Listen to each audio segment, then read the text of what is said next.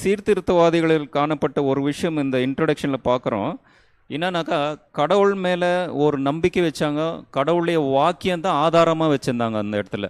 So அந்த ஒரு விஷயம் இப்போ கூட தேவையாக இருக்குதுன்னு சொல்லிட்டு லெசனில் எழுதிக்கிறார் Mark Finley pastor. 21st century we have to continue the சீர்திருத்தவாதிகள் செய்த அந்த காரியத்தை நம்ம இப்போ கூட செய்யணும்னு சொல்லிட்டு இந்த லெசன் எழுதிக்கிறாங்க. ஸோ அவங்களுக்கு பேசிக்காக எது இருந்துச்சுனாக்கா, கடவுளுடைய வசனம் தான் ரொம்ப இம்பார்ட்டண்ட்டாக இருந்துச்சு. ஏன்னா அந்த காலத்தில் பார்த்தீங்கன்னாக்கா, மகா இருண்ட காலம், த டார்க் மிடில் ஏஜஸ்ன்னு சொல்கிறாங்க. ஸோ அந்த டைமில் இந்த பரிசுத்தாவி ஏவுதல் ஏகப்பட்ட அந்த கடவுளுடைய வசனம் அவங்களுடைய உள்ளத்தில் என்ன மாற்றத்தை ஏற்படுச்சுன்னு சொல்லிட்டு இந்த அநேக காரியங்களை நம்ம படிக்க போகிறோம். அதே போல் அவங்க ஒரு நோக்கத்தோடு வாழ்ந்ததாக எங்கள் லெசனில் சொல்கிறாங்க. ஒரு நோக்கம் இருக்கணும்னு சொல்கிறாங்க. ஸோ நம்ம இதில் வாழ்க்கையில் ஒரு நோக்கம் இல்லைனாக்கா, ஒரு பிளானிங் இல்லைனாக்கா இன்னும் நம்மளுடைய வாழ்க்கை. ஸோ அப்படி இருக்கும்போது அநேக காரியங்கள் ஒரு வாழ்க்கை நம்ம பர்ஃபெக்டாக லைஃப் இருக்க ஆகுதுன்னு சொல்கிறாரு. ஸோ அது இதில் இந்த பிலிப் குஷ்மன் என்ற ஒரு ஒரு ஆத்தர் ஒரு புஸ்தகத்தை எழுதியிருக்கிறாரு. அவர் அந்த புஸ்தகம் நம்ம வாழ்க்கையில் ஒரு குறிக்கோள் இல்லைனாக்கா அது ரொம்ப வேஸ்ட்டுன்னு சொல்கிறாரு. ஸோ அந்த மாதிரி காரியங்களில் நம்ம வாழ்க்கை என்ன ஆகும்னாக்கா, ஸோ எல்லாமே வேஸ்ட்டு. சடனாக எந்த ஒரு நோக்கம் ஒரு பிளான் பண்ண முடியாது, அந்த மாதிரி ஒரு வாழ்க்கையாகிடும். கிறிஸ்துவன்ற போது நம்மளுக்கு ஒரு நோக்கம் இருக்கணும்னு சொல்லிட்டு லெசனில் சொல்லிக்கிறோங்க.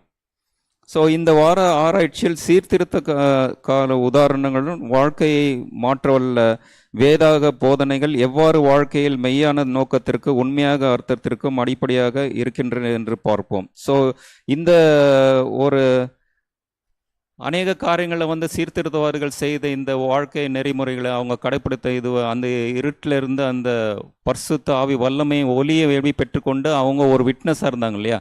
ஸோ அது இன்னைக்கு கூட நம்ம வாழ்க்கையில் எப்படி நம்ம அது அப்ளை பண்ண போகிறோம். ஆனாலும் இந்த கிறிஸ்துவுக்கும் சாத்தானுக்கும் நடக்கிற போராட்டத்தில் இந்த ஒரு ரிஃபார்மர் செய்த அந்த ஒரு சீர்திருத்தவாதிகள் செய்த அந்த காரியம் நம்மளுக்கு கூட இப்போ அந்த கடைசி காலத்தில் எப்படி நம்ம யூஸ்ஃபுல்லாக இருக்கிறது தான் இந்த லெசனில் படிக்க போகிறோம். So this was introductions.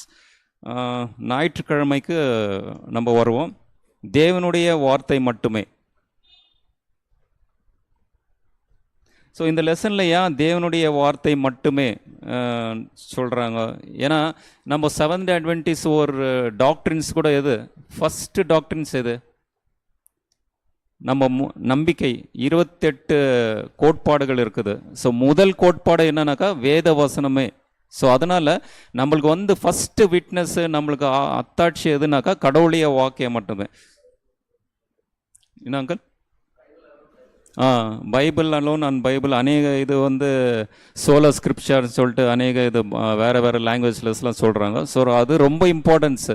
நம்ம ப்ரீச் பண்ணும்போது, நம்ம ப்ரேயர் பண்ணும்போது, வேறவங்களுக்கு விட்னஸ் சொல்லும் போது கடவுளுடைய வசனம் தான் ரொம்ப இம்பார்ட்டண்ட்டு. அது சாட்சியாக வச்சு தான் நம்ம பேசணும். ஸோ பர்சனலாக எதுவும் நம்ம சாட்சியாக கொடுக்கக்கூடாது. ஸோ அதனால் இந்த லெசனில் ஒரு வசனத்தை படிக்கலாம். ஸோ இங்கே என்ன கொடுத்துக்கிறாங்க? தேவ வசனத்தை குறித்து தாவீதின் மனநிலை என்ன என்று கொடுத்துக்கிறாங்க. ஸோ அதனால் அங்கிள் நேற்று கூட படித்தார். இது 119, 103 2-3 வசனம் நிறைய இதில் டச் பண்ணார் அங்கிள் நேற்று ஈவினிங்கு. சங்கீதம் 119, 103 அண்ட் 104 வசனங்களை நீங்கள் படிக்கலான்னு கேட்குறேன்.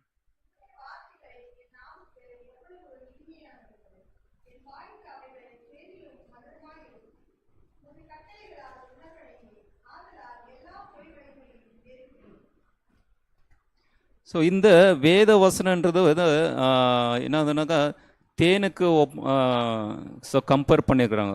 ஸோ தேன் இனிமையானது. ஸோ அதனால் கடவுளுடைய வாக்கியம் தேனுமை விட்டு அது இனிமையானதுன்னு சொல்லிட்டு ருசித்து பாருங்கள்னு சொல்கிறாரு. ஸோ அதே போல் சங்கீதம் 119 அதில் 162 வசனம்.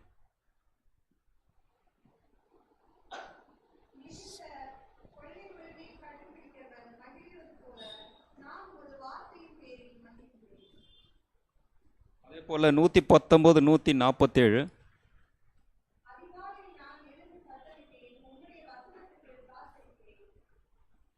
ஸோ இந்த இடத்துல வந்து என்னன்னாக்கா, இந்த கடவுளுடைய வசனம் வந்து இந்த சீர்திருத்தவாதிகள் வந்து இந்த சாம்ஸ் இவங்கெல்லாம் எழுதுனது வந்து ஆழமாக படித்து அவங்க தெரிந்து கொண்டாங்க. ஏன் அந்த கடவுளுடைய வசனம் வந்து ரொம்ப இம்பார்ட்டண்ட்டாக இருக்குதுனாக்கா, ஸோ அந்த இடத்துல வந்து எல்லாமே ட்ரெடிஷன்ஸாக இருந்துச்சு. எங்கே பார் ட்ரெடிஷன்ஸு பைபிள் சரியாக கிடைக்காத இருந்து, ஸோ அதனால் அர்த்தம் கூட யாருக்கும் சரியாக அந்த ப்ரீஸ்ட்டுங்கள் தான் எல்லாருக்கும் தெரியும். அந்த டார்க் மிடில் ஏஜஸில் எப்படி இருந்துச்சு, பைபிளை வந்து மறைச்சிட்டு அந்த லாட்டின் லாங்குவேஜில் வந்து ஒன்லி ப்ரீஸ்ட் கேன் ரீட் அந்த பைபிள் நிலைமையில் இருக்கும்போது, இவங்க வந்து அந்த சத்தியத்தை வெளிப்படும் போது அது அர்த்தம் தெரிஞ்சுக்கும் போது அவங்க வந்து ரொம்ப ஹாப்பினஸ்ஸாக ஆகிட்டாங்க.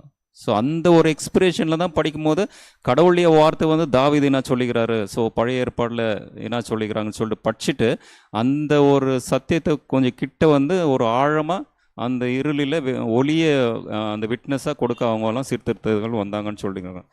அது என்ன இருக்குனாங்கன்னா, கடவுளுடைய வசனம் எப்படி இருக்குதுனாக்கா, இந்த மரத்தின் இலைகள் போல இருக்கிறதுன்னு சொல்லிட்டு இந்த லெசனில் கொடுத்துக்கிறாங்க. அந்த ரெவல்யூஷனில் கூட பார்த்தீங்கன்னாக்கா, அந்த மரத்தின் இலைகளை வந்து அவங்க சாப்பிடும்போது அவங்களுக்கு வந்து ஈலிங் ஆஃப் த நேஷன்ஸ்ன்னு சொல்கிறாங்க ரெவல்யூஷனில். ஸோ அதனால் அந்த இலை எது குறிக்குதுனாங்க, பசுமையான இலை கடவுளுடைய வார்த்தை குறிக்கிறது. ஸோ அது கடவுளுடைய வார்த்தையை நம்ம தியானிக்கும் போது நம்ம வாழ்க்கை கூட சேஞ்ச் ஆகுது. இந்த ஒரு கான்செப்ட்ஸை வந்து சீர்திருத்தவாதிகள் வந்து அறிந்து கொண்டார்கள்ன்ட்டு லெசன் இருக்குது. அதே போல் இந்த சீர்திருத்தவாதிகள் வந்து இங்கே கடவுளுடைய வாக்கியத்துக்காக எவ்வளோ ஒரு கஷ்டத்தை அனுபவிச்சாங்கன்னு சொல்லிட்டு இங்கே கொடுத்துருக்குறாங்க. ஸோ நம்மளுக்கு எல்லாமே தெரியும், நிறைய பேர் வீடு இழந்தார்கள், வந்து சிறைகள் அனுபவிச்சாங்க, பணத்தை பறி கொடுத்தாங்க. ஸோ அநேக வந்து வீட்டில் இருக்கிற அநேக சகோதரர்களை இழந்தாங்க. ஸோ அநேக இதெல்லாம் பாடுகளை அனுபவித்து தான் இந்த சீர்திருத்தவாதிகள் வந்து கேரக்டர் அந்த மாதிரி இருந்துச்சு. அதே போல் இங்கே ஜான் விக்லிஃப் பற்றி லாஸ்ட்டு பேராகிராஃப் அந்த பைபிளில் சொல்லிக்கிறாங்க. அந்த ஸ்டேட்மெண்ட்டு இவர் வந்து ஃபஸ்ட்டு அந்த டைமில் வந்து ஒரு இங்கிலீஷ் பைபிளை வந்து டிரான்ஸ்லேட் பண்ணுறதுக்கு இவர் தான் first person. I think John Wycliffe is the first person to translate Bible in English, John Wycliffe. So அதனால் அவர் எல்லாம் ஒரு எஃபர்ட்லாம் போட்டு பைபிளெல்லாம் பண்ணும் போது என்ன ஆச்சுனாக்கா, ஸோ அங்கே வந்து அவரை அரெஸ்ட் பண்ணிவிட்டு அவருக்கு என்ன பண்ணாங்கன்னா, அவர் தொந்தரவு கொடுத்துட்டு அவருக்கு வந்து மரண தண்டனை கொடுத்தாங்க. ஏன்னா வந்து இவர் மதத்துக்கு எதிராக வேலை செய்கிறாருன்னு சொல்கிறாரு. ஆனால் அவர் வந்து என்ன சொன்னார்னாக்கா, எல்லா ஜனங்களும் அந்த பைபிளில் ஜென்ரல் லாங்குவேஜில் வந்து இங்கிலீஷில் பைபிள் தெரிஞ்சுக்கிடுன்னு சொல்லிட்டு அவர் ஒரு எஃபர்ட் போட்டு அந்த பைபிளில் வர்றதுக்கு அந்த பிரிண்ட் ஆகிறதுக்கு ஒரு எஃபர்ட் போடும்போது இவர் வந்து மத புரட்டு செய்கிறாரு, நம்ம மதத்துக்கு சத்தியத்துக்கு விரோதமாக காரியங்களை செய்கிறாருன்னு சொல்லிட்டு அவர் அரெஸ்ட் பண்ணி என்ன பண்ண மரண தண்டனை கொடுத்துட்டாங்க. அதனால் அந்த ஸ்டேட்மெண்ட் உங்களுக்கு இங்கே ஒரு ஸ்டேட்மெண்ட் கொடுத்துக்கிறாரு அந்த லெசனில்.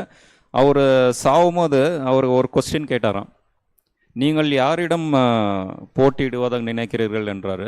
ஸோ வயதான ஒரு மனுஷன் இந்த ஒரு மரணத்தரையில் இருக்கிற நான் பூமிக்கு அடக்கம் செய்ய போடுற இந்த நிலைமையில் வந்து என்கிட்ட வந்து நீங்கள் ஃபைட் பண்ணுறீங்களா, அது நிஜம் கிடையாது. அதுக்கும் மேலாக சத்தியம் அந்த வார்த்தையின் மூலம் அதிகாரமுள்ள உங்களுக்காக தண்டனை கொடுக்குற ஒரு மேன்மையான கடவுள்கிட்டே நீங்கள் ஃபைட் பண்ணுற மாதிரி நீங்கள் பண்ணுக்கிறீங்கன்னு சொல்லிட்டு அந்த ஸ்டேட்மெண்ட்டை கொடுத்துட்டு அவர் வந்து இருந்தாருன்னு சொல்லிட்டு இந்த இருக்குது. ஸோ அதுதான் சண்டே லெசன், அவ்வளோதான். தேவ வார்த்தை மட்டுமே. So God words is very very important. நம்ம ஒரு விட்னஸும் சரி, ப்ரேயர்லேயும் சரி, கடவுளுடைய வசனம் வந்து ரொம்ப ரொம்ப இம்பார்ட்டன்ட். பர்ஃபெக்டாக மீனிங் கொடுக்கணும். ஸோ அதுதான் இம்பார்ட்டன்ட்டு. ஸோ எனி உங்கள் சஜஷன் எதுனா இருந்தாக்கா ஷேர் பண்ணலாம். கடவுளுடைய வார்த்தை மட்டுமே.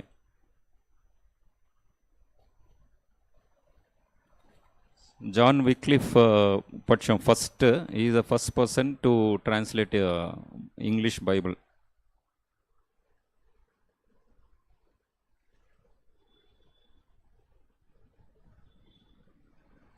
ஆனால் மண்டே லெசன் போகலாம். சந்ததிகளுக்கும் தேவனுடைய வார்த்தை. ஸோ திங்கட்கிழமை. ஸோ இதில் வந்து மெயின் வந்து யார் வரனாக்கா வில்லியம் டிண்டெல்ன்ட்டு ஒருத்தர் வர்றாரு. ஸோ அவர் கூட கடவுளுடைய வார்த்தை வந்து இங்கிலீஷில் டிரான்ஸ்லேட் பண்ணி அநேக ஒரு காரியங்களை செய்தார். ரொம்ப சாக்ரிஃபைஸ் லைஃப் வந்து அவர் வந்து இங்கிலாந்து தேசத்து உரியவர். ஸோ தேவ வார்த்தையை அறிவிப்பதில் தான் சந்தித்த சவால்களுக்கு மத்தியிலும் பவுலுக்கு இருந்த நம்பிக்கை என்ன? So 2 Corinthians chapter 4 1 6 படிங்களா.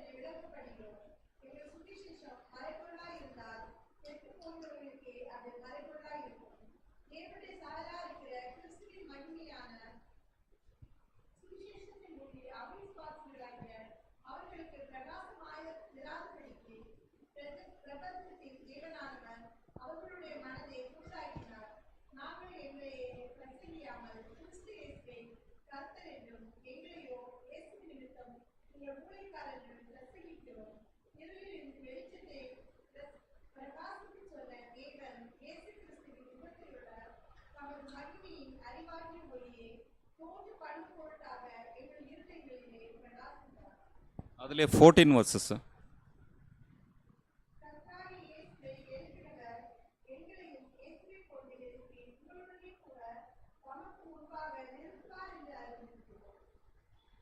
ஸோ இங்கே பவுல் வந்து ஒரு எக்ஸ்பீரியன்ஸ் கொடுத்துருக்குறாரு. ஸோ அவர் வந்து கடவுளுடைய வசனத்தை வந்து ப்ரீச் பண்ணும்போது, விட்னஸ் பண்ணும்போது, ஸோ என்ன கஷ்டங்களை அனுபவிச்சாருன்னு சொல்லிட்டு நம்ம படித்தோம்.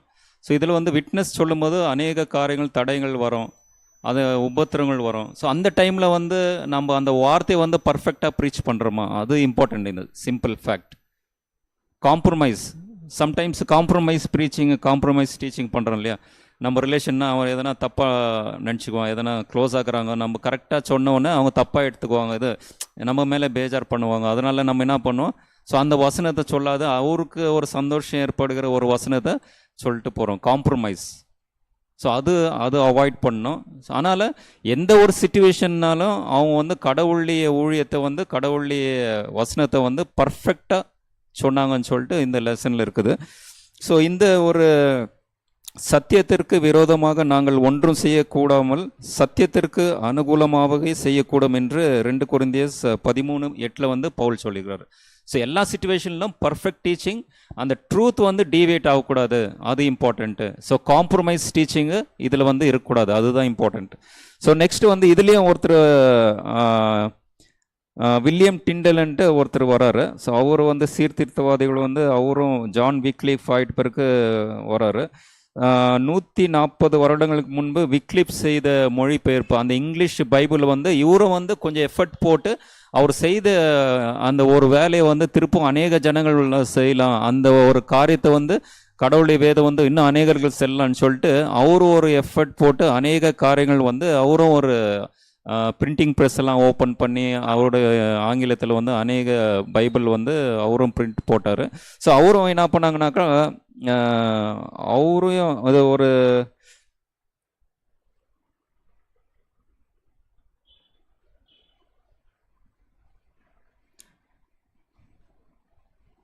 ஸோ இவரு கூட அநேக டிண்டல்ன்றது வந்து பழைய ஏற்பாடை வந்து என்ன பண்ணார்னாக்கா எப்ரியூ லாங்குவேஜ்லேருந்து வந்து இங்கிலீஷில் பண்ணார்.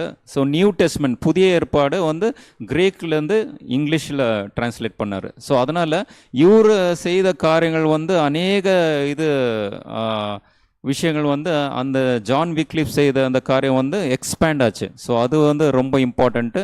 அதே போல் இவருக்கும் அதே மாதிரி தொந்தரவு வந்துச்சு. ஸோ இங்கிலாண்டில் வந்து அந்த ரோமன் கேத்தலிக் ஆதிக்கம் வந்து ரொம்ப ஸ்ட்ராங்காக எஸ்டாப்ளிஷ் ஆகும்போது வந்து ஸோ இவரு கூட ஜான் விக்லிஃப் செய்த அந்த ஒரு இவங்க வந்து கடவுளுக்கு எகெயின்ஸ்டாக செய்கிறீங்க, பைபிள் வந்து ப்ரீஸ்ட்டுக்கு தான் உரியது, ஸோ அது நீங்கள் வந்து மதத்துக்கு விரோதமான செயல் செய்கிறீங்கன்னு சொல்லிட்டு ஜான் விக்லிஃப் செய்த அந்த தண்டனை வந்து இவரு கூட மரண தண்டனை கொடுத்தாங்கன்னு சொல்லிட்டு இங்கே இந்த லெசனில் கொடுத்துருக்குறாங்க. ஸோ அதனால்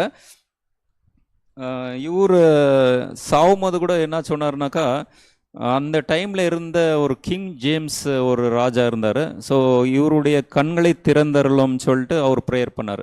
ஸோ வேறு எந்த ப்ரேயரும் பண்ணல அவர். இவர் வில்லியம் டிண்டல் சாவும்போது என்னான்னு தெரில, இந்த ராஜாவின் கண்களை திறந்தரலும்னு சொல்லிட்டு அவர் வந்து இரத்த சாட்சியாக வந்து அந்த இடத்துல மறுத்தார். ஸோ அதனால் அது அவர் ப்ரேயர் பண்ணும்போது என்ன ஆச்சுனாக்கா, இங்கிலாந்து தேசத்து ராஜா கிங் ஜேம்ஸ் வந்து என்ன பண்ணார்னாக்கா, அவர் பரிசுத்த ஆவியால் ஏவப்பட்டு என்ன பண்ணார்னாக்கா, அந்த ஃபஸ்ட்டு கிங் ஜேம்ஸ் வேர்ஷன் அந்த வந்து பைபிளை வந்து படிக்கணும், எல்லாரும் நம்ம பாஷையில் தெரிஞ்சுக்கலாம். இங்கிலாந்து வந்து இங்கிலீஷ் தான் மேஜர் லாங்குவேஜ். ஸோ லட்டின் வேறு க்ரீக் எதுவும் கிடையாது. அதனால் அவரும் எஃபர்ட் போட்டு இது was amazing work of God. ஒரு ராஜா மைண்டில் கூட கடவுள் பேசி அவர் ஒரு பைபிள் இது பண்ணணும்னு சொல்லிட்டு அவர் பேசி அவர் அந்த மொழிபெயர்ப்பு பண்ணு ஈஸ் அந்த இதனால தான் கிங் ஜேம்ஸ் வேர்ஷன் பைபிள் வந்து நம்மளுக்கு கிடைக்குது. ஸோ அது எப்போ வந்துச்சுன்னா 1611 கிங் ஜேம்ஸ் வேர்ஷன். இது என்ன இம்பார்ட்டன்ட்னாக்கா, வில்லியம் டிண்டல் செய்த அந்த பழைய ஏற்பாடு 70%, புதிய ஏற்பாடு 80% இதெல்லாம் செய்து அது அப்படியே 85% டிண்டல் செய்த அந்த மொழிபெயர்ப்பு சேம் அது வந்து கிங் ஜேம்ஸ் வெர்ஷன் வந்து அப்படியே டிரான்ஸ்லேட் பண்ணிக்கிறாரு. ஏன்னா அப்போது ஒரு டிண்டல் வந்து செய்த ஒரு காரியம் வந்து பர்ஃபெக்டாக இருக்குது. கொஞ்சம் சேஞ்சஸ் பண்ணி 85% of King James version is taken from Tyndale version. So அந்த ஒரு காரியத்தை பண்ணியிருக்கிறாரு.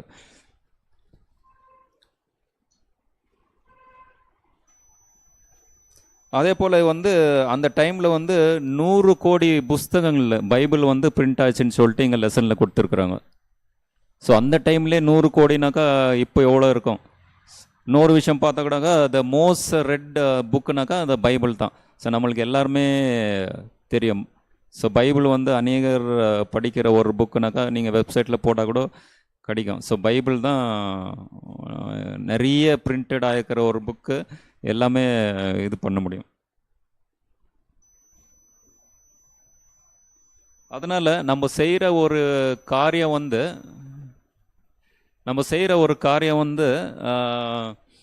அது வந்து வீண் போகாதுன்னு சொல்லிட்டு இங்கே சொல்லியிருக்கிறாங்க. அது எப்படின்னாக்கா, ஒரு விட்னஸாக கொடுக்கும்போது அந்த ஒரு காரியம் வந்து அநேகருக்கு வெளிச்சம் கொடுக்கும் போது என்ன பண்ணுதுனாக்கா, கடவுளுடைய வார்த்தைக்கு நீ உறுதியாக இருக்கும் போது நீ நட்சத்திரம் போல இருப்பான்னு சொல்லிட்டு இங்கே சொல்கிறாங்க.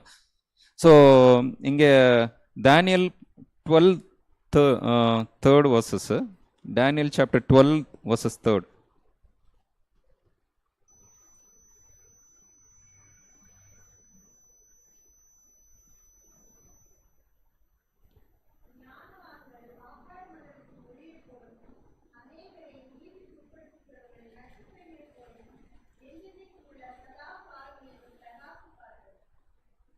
ஸோ இவங்க வந்து நட்சத்திரங்கள் போல பிரகாசிப்பார்கள் என்று சொல்லுது. அதே போல் 14-13 வெளிப்படுத்தின சுவிசேஷம்.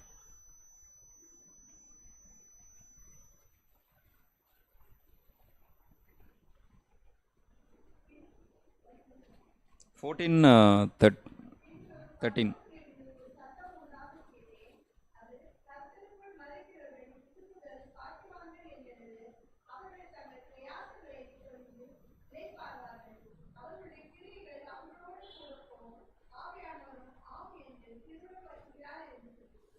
ஸோ நம்ம செய்த காரியங்கள் வந்து பரலோகத்துக்கு போகும்போது நம்ம நல்ல கிரியைகள் தான் நம்ம எடுத்துன்னு போகிறோம் சொல்லிங்களா.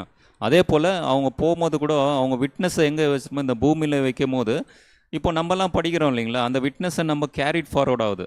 ஸோ கடவுளுடைய இப்போ நட்சத்திரம் என்ன சொன்னாங்கன்னாக்கா, நட்சத்திரன்றது வெளிச்சம் கொடுக்குறது, stars, bright stars, morning stars எல்லாம் ஒரு வெளிச்சத்தை கொடுக்குறது. ஸோ அவங்க விட்டு போன அந்த காரியத்தை வந்து நம்மளும் கண்டினியூ பண்ணி நம்ம பண்ணுறோம்.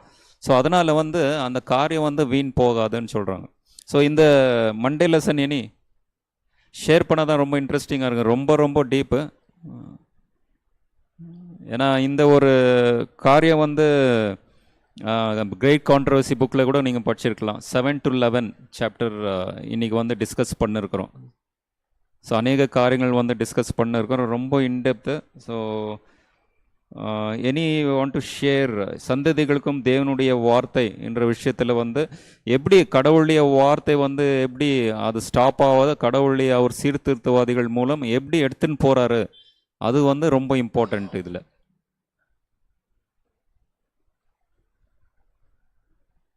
திங்கக்கிழமை பாடத்தில் எதுனா Monday lesson Tyndale. So amazing work done by Tyndale. So if no suggestion or this, we can move forward. Tuesday lesson. ஆவியானவரால் பிரகாசம் அடைதல்.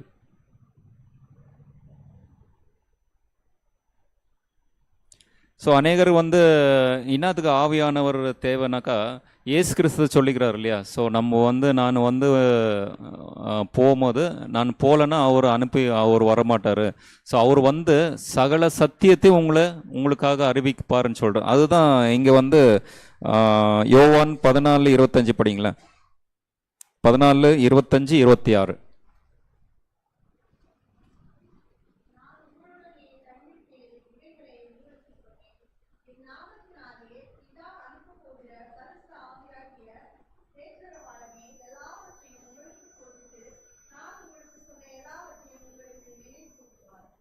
ஸோ எல்லாவற்றையும் கொஞ்சம் காரியங்களும் இல்லை, எல்லா காரியங்களும் அவர் தெரிவிக்குவாருன்னு சொல்லிட்டு இங்கே சொல்கிறாங்க. ஸோ அதனால் நம்மளுக்கு தேவையானவர் யாருனாக்கா பரிசுத்த ஆவியானவர் தான் நம்மளுக்கு தேவை. So inspiration, so Bible inspiration கூட யார் கொடுத்துருந்தாக்கா பரிசுத்த ஆவி வல்லமையினால் நம்மளுக்கு வந்திருந்து. ஸோ அதனால் நம்ம ப்ரேயர் படிக்கும் போதும் சரி, ப்ரேயர் பண்ணும் போதும், பைபிள் படிக்கும் போது, விட்னஸாக படிக்கும் போது, ஸோ பரிசுத்த ஆவி வல்லமை எனக்கு தேவைன்னு சொல்லிட்டு யார்கிட்ட வேணும், ஏசு கிறிஸ்துவாக வேண்டும் போது அவர் அனுப்பி கொடுக்குவார், அவர் ப்ராமிஸ் பண்ண மாதிரி.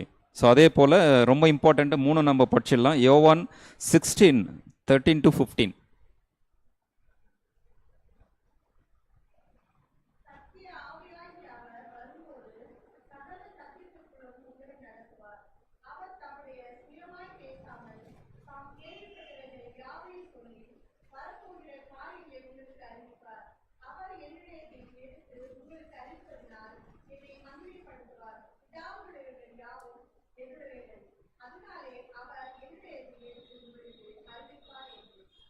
ஸோ இங்கே வந்து பரிசுத்த ஆவி வல்லமைனா நான் சொல்கிறாருனாக்கா என்னுடையதுலேருந்து அதை எடுத்து உங்களுக்கு வெளிப்படுத்துவாருன்னு சொல்கிறாங்க. ஸோ பரிசுத்த ஆவியானவருடைய வேலை எதுனாக்கா ஏசு கிறிஸ்து வந்து முன்னால் வைக்கிறது. ஸோ இவர் தான் ரட்சகருப்பா. ஸோ அவர் பண்ண டீச்சிங்கை வந்து இது மேக்னிஃபை பண்ணுறது தான் பரிசுத்த ஆவியோட வல்லமை. ஸோ அநேக சபைகள் பார்த்தீங்கன்னாக்கா பரிசுத்த ஆவி தான் மெயின் கடவுள், வந்து பரிசுத்த ஆவி வல்லமை அவர் தான் நம்மளுக்கு தேவைன்னு சொல்லிட்டு they purely depend on the Holi Spirit, perfect. ஆனால் இங்கே கடவுளே வாக்கியம் என்ன சொல்லுனாக்கா Holy Spirit inspires us the teaching of Jesus Christ. Holy Spirit guide us and magnify the Jesus teaching us. So ஏசு கிறிஸ்து பற்றி சொல்கிறது தான் அவருடைய வேலை. Turn the focus of believers to Christ. நம்ம முகங்களை எங்கே திருப்புறாரு பரிசுத்த ஆவி வந்து ஏசு கிறிஸ்துவை திருப்புகிறாரு. ஸோ ரட்சிப்பு தேவை. ஸோ அதுதான் ஏசு கிறிஸ்துனுடைய இது பரிசுத்த ஆவியினுடைய வேலையாக இருக்குது. ஸோ அதனால் அநேக வந்து அதுதான் நான் சொன்ன ஆல்ரெடி சபைகளில் வந்து பரிசுத்த ஆவியே கடவுள், ஹோலி ஸ்பிரிட் சர்ச்சுன்னு நிறைய இருக்குது. So they only believe in the Holi spirit. ஆனால் ஹோலி ஸ்பிரிட்டுடைய வேலை divert our minds to Christ. அதுதான் இம்பார்ட்டண்ட்டு இங்கே, சிம்பிள். அதே போல் 2 பேதுரு 1:20 நம்மளுக்கு எல்லாம் தெரிஞ்ச வசனம். 20ஆம் வசனம் ஒண்டி படிக்கலாம், 20-21 படிக்கலாம்.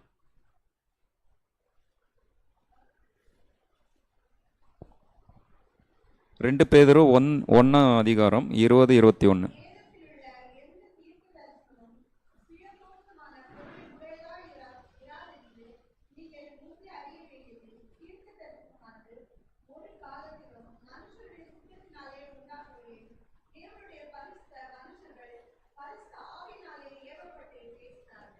ஸோ பரிசுத்த ஆவி வல்லமை வந்து ரொம்ப ரொம்ப இம்பார்ட்டண்ட்டு. ஸோ அவர் என்னன்னாக்கா ஃபோக்கஸ் ஆன் ட்ரூத்து, சத்தியத்துக்கு நீங்கள் நடுங்கன்னு சொல்லுவாங்க. அதே போல் ஏசு கிறிஸ்துவுக்கு டைவர்ட் பண்ணுறது தான் பரிசுத்த ஆவியோடைய வேலையாக இருக்குது. அது ரொம்ப இம்பார்ட்டண்ட்டு. ஸோ இதில் வந்து இந்த லெசனில் ஸ்டார்டிங்கை கொடுத்துருக்குறாங்க. ஸோ ஒரு வாட்டி மார்ட்டின் லூதர் வந்து லைப்ரரியில் படிச்சுன்னு இருக்கும்போது, ஸோ அவர் வந்து லைப்ரரியில் ஒரு லாட்டின் பைபிள் இருந்துச்சு. அதை எடுத்து படிக்கும்போது வந்து சாம்ஸு அநேக புக்கு படிக்கும்போது ரொம்ப ரொம்ப பயங்கர மன மகிழ்ச்சி ஆகிடுச்சான். இவ்வளோ ஒரு ட்ரூத் இருக்குதா இதில் பைபிளில். ஸோ அவரும் ஒரு ப்ரீஸ்டாக இருந்தார். So Martin Luther is a Roman Catholic Monk and priest, professor இருந்தவர். ஸோ அவ்வளோ டெடிக்கேட்டடாக இருந்தார். அவரு கூட பைபிள் வந்து எவ்வளோ the relationship Bible they have இந்த ரோமன் கேத்தலிக். ஸோ அதனால் பைபிள் ஏதோ ஒரு இதில் அந்த லைப்ரரியில் இருக்கும்போது அவங்களுக்கு இருக்கும்போது அதை படிச்சுட்டு ரொம்ப அவருக்கு வந்து ரொம்ப குஷியாகிடுச்சோம். அதில் தான் இங்கே லெசனில் சொல்லிக்கிறாரு, ஓ தேவன் இப்படி ஒரு புத்தகத்தை எனக்கு சொந்தமாக தந்தால் நன்றாக இருக்குமே என்றார். ஸோ இந்த ஒரு மாதிரி புக்கு எனக்கு பர்சனலாக வந்தால் எவ்வளோ இருக்கும்னு சொல்லிட்டு அவர் ரொம்ப மன மகிழ்ச்சியாக சொன்னாருன்னு சொல்லிட்டு இருக்குது. ஸோ அதனால் பைபிள் வந்து என்ன ஒரு நிலைமையில் இருந்துச்சு. அவர் கூட one of the renowned father and monk in Roman Catholic, Martin Luther. அவருக்கே ஒரு நிலைமைனாக்கா பைபிள் அண்டர்ஸ்டாண்டிங் பண்ணுறதுக்கு. ஸோ கன்சிடர்ஸ் அபவுட் சாதாரண ஒரு மனுஷனுடைய கடவுளுடைய ஜனங்களுக்கு ஒரு நிலைமை என்ன, கடவுளுடைய வாக்கியம் போவாத எவ்வளோ தூரமாக இருந்திருப்பாங்க. ஸோ அது வந்து ரொம்ப இம்பார்ட்டண்ட் இங்கே.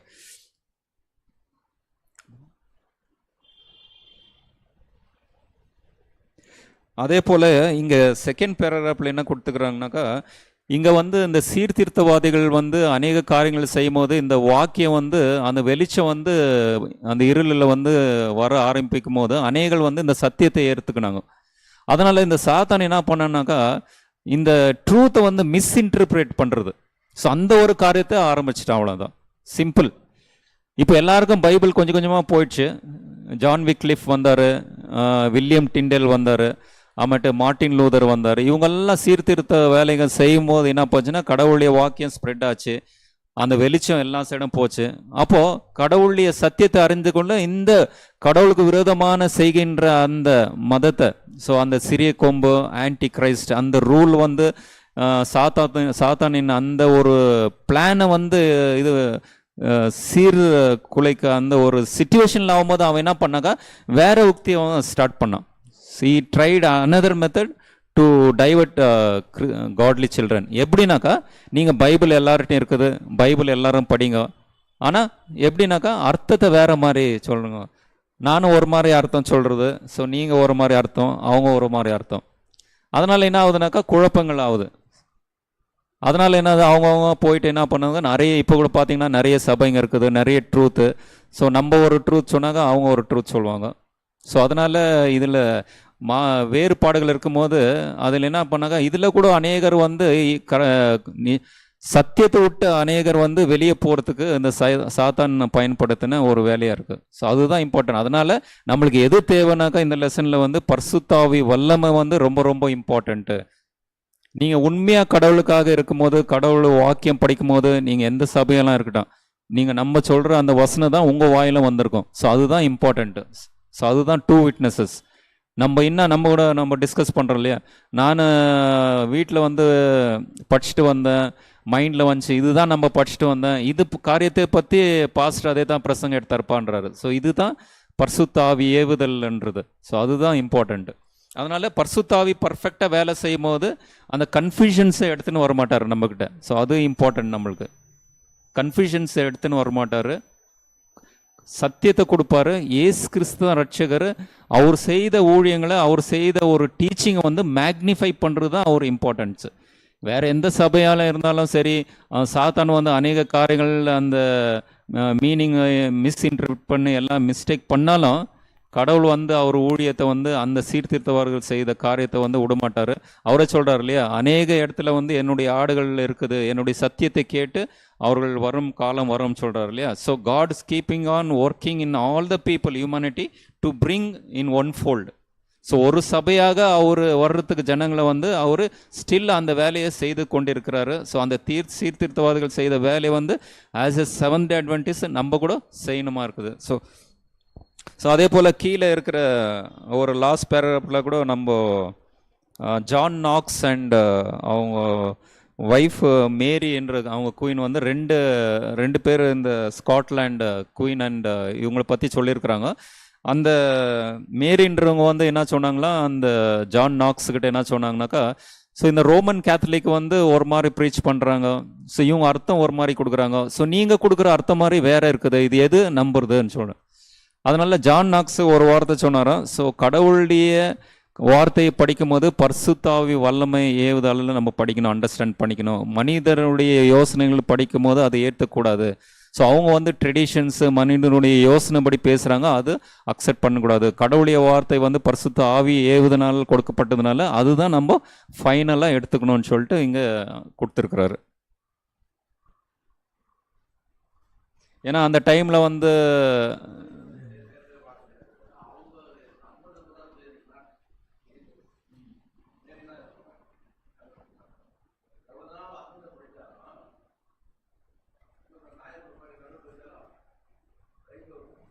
ம் ஆமாம்மா.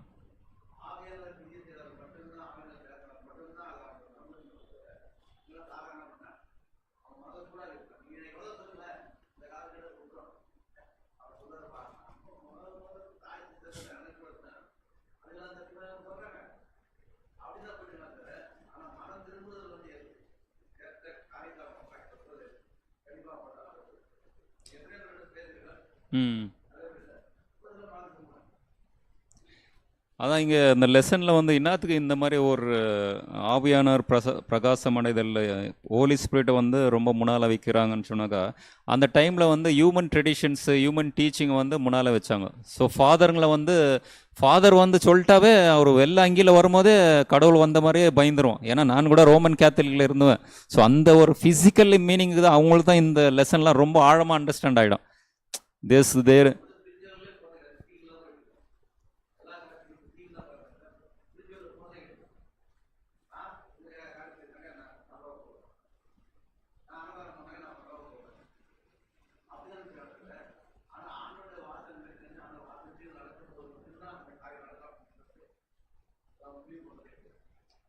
ஏன்னா அந்த டைமில் வந்து ஃபாதருங்க ப்ரீஸ்ட்டு ரோமன் கேத்தலிக்கு அதில் இருக்கிறவங்க எதனா சொன்னாக்கா கடவுள் சொன்ன மாதிரி அவங்க ஏற்றுக்கினாங்க. இப்போ நம்ம கூட ரோமன் ஆமாம் ஆமாம். ஏன்னா ரோமன் கேத்தலிக் நம்மளும் இருக்கும்போது ஃபாதர் வந்து வெள்ளை அங்கியில் வருவார் இல்லைங்களா, அவர் வந்தவொடனே ஒரு மாதிரி பயம் ஆகிடும். அப்படியே எல்லாம் அங்கங்கே போய் உள்ள அப்படியே சிஸ்டருங்க கூட போய் ஃபாதர் வந்தாருப்பான்னு சொல்லிட்டு அப்படியே இது பண்ணாங்க. அவங்க சொல்கிறது தான் இது சத்தியம். ஸோ அதனால் அதான் அங்கிள் சொன்ன மாதிரி நிறைய பேர் அக்செப்ட் பண்ணுறது ரொம்ப ரொம்ப கஷ்டம். ஸோ நானும் நம்ம ஒய்ஃபும் நம்ம ரிலேஷன் ஒரு ஃபங்க்ஷன் இருந்துச்சு அங்கே. ஸோ எதனா ப்ரேயர் பண்ணலாம்னு சொல்லிட்டு பைபிள் எடுத்துன்னு போனோம். அவங்க பைபிள்லாம் எடுத்து நான் வச்சேன் ரெடி ஆகிறதுக்கு. ஃபோனில் சொல்கிறாங்க, யார் ரோமன் கேத்தலிக் நம்ம ரிலேஷன்ஸு, நார்மன் நீங்கள் வந்துனுக்கிறீங்களா, வந்துனுக்கிறான்னு சொல்கிறேங்க, சீக்கிரம் வந்துடுங்க, ஆனால் ஒரு காரியம் பைபிளில் மட்டும் எடுத்துன்னு வந்துடாதீங்கன்னு சொல்லிட்டாங்க ரோமன் கேத்தலிக். ஸோ எவ்வளோ அவங்க கான்சன்ட்ரேஷனு சாத்தான் வந்து எப்படி அட்டாக் பண்ணுறான். பைபிள் ஒண்டி எடுத்துன்னு வந்துடாதீங்க, அங்கேயே வச்சுட்டு வாப்பான்ட்டார் நம்ம அங்கிள். ஸோ அவ்வளோ அட்டாக் பண்ணுறாங்க. அதே மாதிரி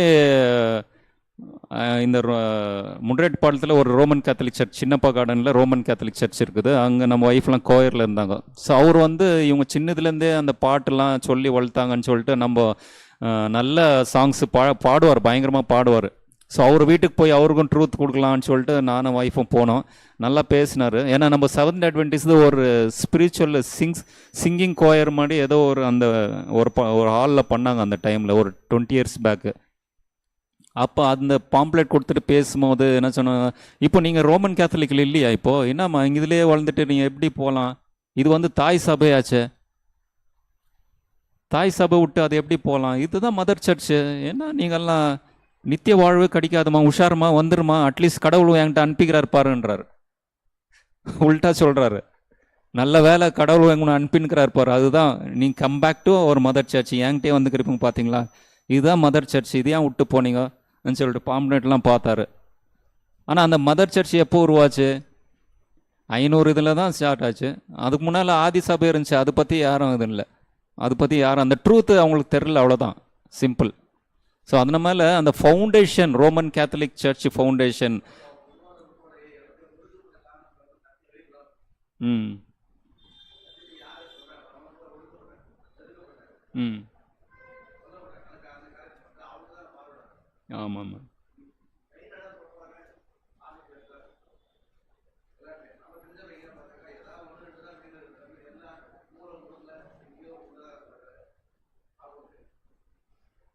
ஆனால் இந்த மார்ட்டின் லூதருக்கு வந்து இம்ப்ரெஸ் ஆன ஒரு வசனம் எதுனாக்கா, ரோமன்ஸ் 1:17. ஸோ அது கொஞ்சம் படிக்கலாம். ரொம்ப இம்ப்ரெஸ் ஆனார் ஒரு வசனத்தில் மார்ட்டின் லூதர். எதுனாக்கா ரோமன்ஸ் சாப்டர் 1:17.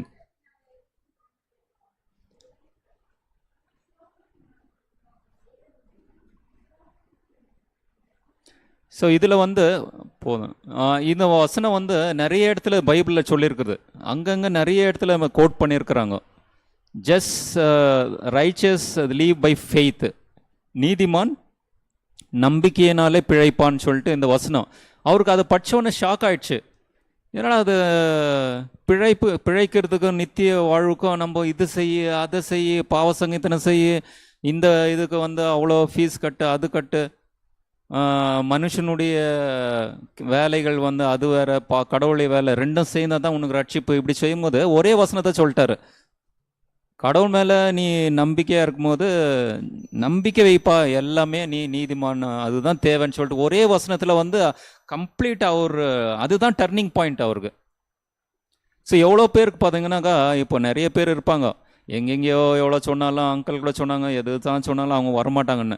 ஆனால் கடவுள் வந்து விடுறதில்ல. ஸோ பரிசுத்தாவி வல்லமையோட அவர் பேசின்னு தான் இருக்கிறாரு, எல்லாருக்கிட்டையும் ஆப்ரேட் பண்ணின்னு தான் இருக்கிறாரு, ஒரு ஆத்மா கூட. அதனால எதனா ஒரு வசனம் வந்து இம்பாக்ட் ஆகிட்டு இம்மிடியேட் கன்வெர்ட் ஆகும்.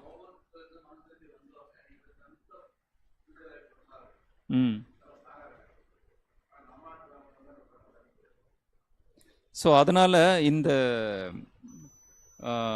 ரோமன்ஸ் 1:17 வந்து அந்த இம்பேக்ட் ஆகிறது வந்து, கடவுள் வந்து ஒரு ஆத்மாவுக்கும் தன்னை சொந்த ரத்தத்தை கொடுத்துருக்கிறாரு இல்லைங்களா. ஸோ அதனால் அவர் ரத்தத்தை கொடுத்து நம்மளை மீட்டு கொண்டிருக்கிறார். அதனால் இந்த வீண் போகாது, அந்த ரத்தத்துக்கு தேவையான வேலைகளை வந்து அவர் 2ஆம் வருகை வரும்போதும் கண்டிப்பாக அவர் ஆர்வமாக செய்திருக்கிறார். பரிசுத்தாவி வல்லமை சீர்திருத்தவாதிகள் செய்த காரியத்தை வந்து நம்மளும் கண்டினியூ பண்ணுறோம். ஸோ அந்த ஒரு ஃபேமிலி, அவர் ஒரு சின்ன அந்த அந்த ரெமினன்ட் சர்ச்சில் வந்து ஆப்ரேட் பண்ணுற யாருமே விடுறதில்ல, அதுதான் இம்பார்ட்டண்ட் இதில். So any points Tuesday lesson, otherwise Wednesday will go. கிறிஸ்து மட்டுமே, கிருபை மட்டுமே. ரட்சிப்பின் திட்டம் பற்றி எபேசியன்ஸ் சாப்டர் 2:8-9, ரோமன்ஸ் 3:23-24, ரோமன்ஸ் 6:23 போதிப்பது என்னன்னாக்கா கிறிஸ்து மட்டுமே, கிருபை மட்டுமே. படிக்கலாமா? Ephesians chapter 2:8-9.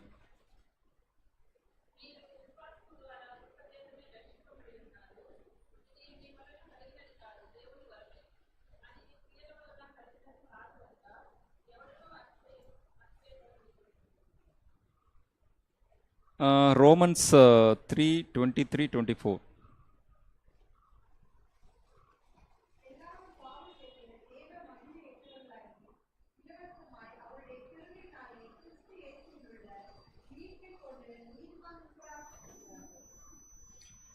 ஸோ இது எதுனாக்கா, இந்த ஒரு சூழ்நிலையில் வந்து இந்த லெசன், புதன்கிழமை லெசனில் வந்து கிறிஸ்து மட்டுமே, கிருபை மட்டுமேன்னு சொல்லிட்டு ரொம்ப ரொம்ப இம்பார்ட்டண்ட். என்னன்னாக்கா, இப்போ இதில் பார்த்தீங்கன்னாக்கா ஒரு கேட்டகரி எடுத்துக்கலாம். இப்போ ரோமன் கேத்தலிக் எடுத்துக்கிறாங்க. என்னன்னு சொன்னாக்கா, நம்மளுக்கு ரட்சிப்பு எப்படி ஆயிரும்னாக்கா, அநேக செயின்ஸுக்கிட்ட ப்ரேயர் பண்ணலாம், ஃபாதர்கிட்ட பாவம் மன்னிப்பு எடுத்துக்கலாம். ஸோ ரோமன் கேத்தலிக்கில் இங்கே யார் யார் இருந்துக்கிறீங்க? கை தூக்குங்களேன் கொஞ்சம். ரோமன் கேத்தலிக் பார்ன் அண்ட் பாட் அப், இல்லை அதில் இருந்து வெளியே வந்தவங்க யாருன்னா இருக்கிறீங்களா? இங்கே நானே தான் இருக்கிறேன், பிறந்து வந்தது தான் ரோமன் கேத்தலிக்கு. இதில் வந்து ஒரு மாதமும் பாவ சங்கீதம் நடக்கும், அதில் கன்ஃபெஷன்.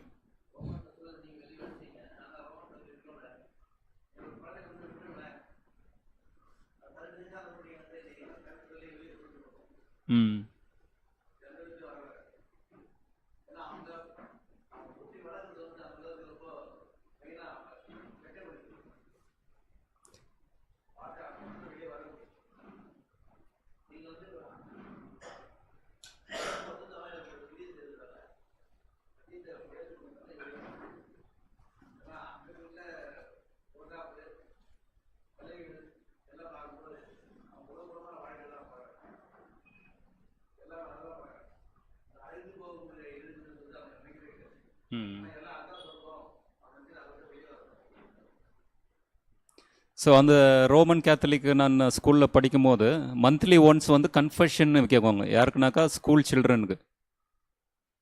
அந்த இடத்துல வந்து ஃபாதர் வந்து ஒரு சேம்பரில் உட்காருவார், அங்கே உட்காருவார். லைனாக நம்ம நின்றுட்டு அவங்க முட்டி போட்டுன்னு நம்ம பாவத்தை சொல்லணும்.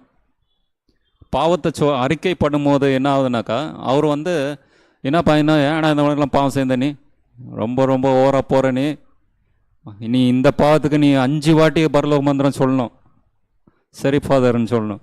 அம்மாட்டு இன்னும் 7 ஒரு 10 வாட்டி அருள் நிறைந்த மாதிரியே பண்ணு, ஹெயில் மாரி அது பண்ணு, அப்போது சரியாயிடும். சரி பாஸ்டர், நெக்ஸ்ட் வரும்போது இந்த பாவம்லாம் உண்டு இருக்கக்கூடாது ஆச்சா, இது 2 நான் சொல்லுன்னு பண்ணாக்கா கடவுள் ஒன்று மன்னிப்பார், ஓகே காட் பிளஸ்ன்னு சொல்லிட்டு இருப்பார் வந்து. அது வர்றதுக்கு முன்னால் நாங்கள் க்யூவில் அப்படியே வந்துன்னு இருப்போம். அங்கே பசங்கிட்ட பேசுவோம், ஏய் நீ என்ன லாஸ்ட் மந்த் என்ன இப்போ கன்ஃபெஷன் சொல்ல கண்டுபிடிச்சிருவாரு, அதே ரிப்பீட் பண்ணுனாக்கா ஃபாதருங்க ரொம்ப ரொம்ப ரொம்ப சீரியஸாக அப்சர்வ் பண்ணுவாங்க ஸ்டூடெண்ட்டை. லாஸ்ட்டு மந்த் என்ன நீ பாவ சங்கீதனம் பண்ண, இந்த பாவம் பண்ண அந்த பாவம் சொன்னேன், திருப்பம் அதே ரிப்பீட் பண்ணாத வேறு பாவத்தை சொல்லு கண்டுபிடிச்சிருவாருன்னு. என்கிட்ட எந்த பாவமே இல்லையாப்பா, சின்னத்தில் என்னத்தான் பாவம் செய்வோம், கிச்சனில் போய் சர்க்கரை திருடுறது, தேங்காய் திருடுறது, இதுதான். சரி இதை சொல்லிடுப்பான். நான் ஃபாதர்கிட்ட போயிட்டு, ஃபாதர் நான் சர்க்கரை திருடினேன், தேங்காவை திருடினேன், யாருக்கும் இந்த சாப்பாட்டை வந்து நான் சாப்பிட்டு வந்து எங்கேயோ ஒன்றும் தெரியாத மாதிரி வீட்டில் அப்படியே கண்டேன், எங்கெங்கே தேடினாங்க, யாரும் சாப்பிடணும்னு தெரில. ஸோ இந்த மாதிரி ஒரு பிரச்சனை சொல்லும் போது சரி இந்த மாதிரிலாம் பாவம் செய்யக்கூடாதுன்னு சொல்லிட்டு அவர் மன்னிப்பு கொடுக்குறாரு. ஸோ இந்த மாதிரி ஒரு ரோமன் கேத்தலிக் போகும்போது அந்த ட்ரெடிஷன்ஸ் போயினுக்குது, நிறைய காரியங்கள் அதெல்லாம் ஒரு ஃபோட்டோ பார்த்து நம்ம படிக்கும்போது ரொம்ப ரொம்ப இன்ட்ரெஸ்டிங். ஏன்னா அது ஒரு ஜெயிலு மாதிரி ஒரு சென்டர் பிளேஸில் சென்டரில் மாட்டிங்கனாக்கா அதுவே நம்மளுக்கு ஒரு இதுதான் கடவுள்னு சொல்லிட்டு அங்கேயே பிளைண்ட் மைண்டட். அதுதான் பவுல் கூட சொல்கிறார் இல்லையா, அவன் வந்து ஒளியின் வேஷம் தரித்து அவன் அந்த கண்களில் வந்து இருட்டை அவன் போட்டுட்டான்னு சொல்லிட்டு he blinded all this is godly children சொல்கிறாங்க. அந்த அந்த அவங்க கண்களை வந்து அவன் பிளாக் பண்ணிட்டு என்ன பண்ணுறான், சத்தியத்தை ஏற்காது அந்த இருட்டிலே இருக்கிற மாதிரி பண்ணிட்டான்.